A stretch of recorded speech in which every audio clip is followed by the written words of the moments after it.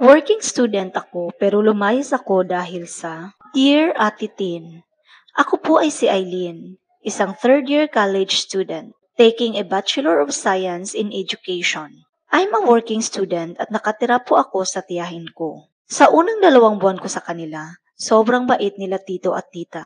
Tinuring nila akong pamilya until dumating ang 3 buwan na pamamalagi ko sa kanila at unti-unti ding nagbago ang pakikitungo nila sa akin.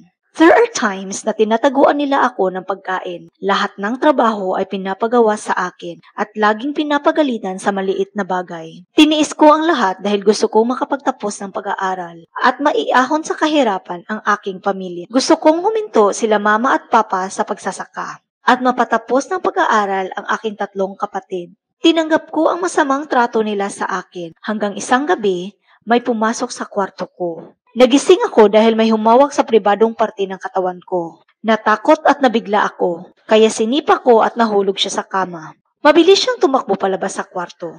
Di ko nakita ang muka pero alam ko na si Tito ang gustong gumahasa sa akin. Alam ko na siya dahil sa pangangatawan at walang ibang lalaking nakatira sa bahay na yon maliban sa kanya. Humihikbi ako sa pag-iyak dahil sa takot. I dialed my best friend number at sinabi ang buong pangyayari sa kanya habang umiiyak.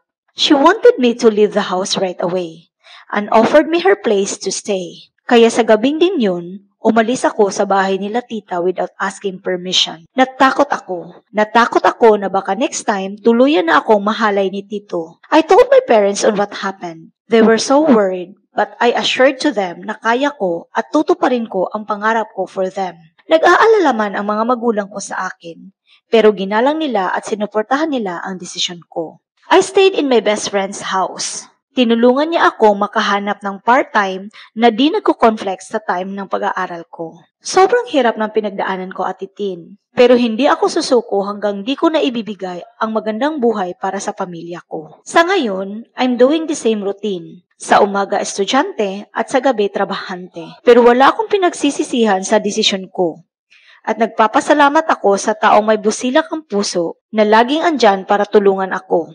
Mahirap man ang pinagdaanan ko pero alam ko someday, mararating ko rin ang tuktok ng tagumpay. Hanggang dito na lang Ate Tin, maraming salamat sa pakikinig.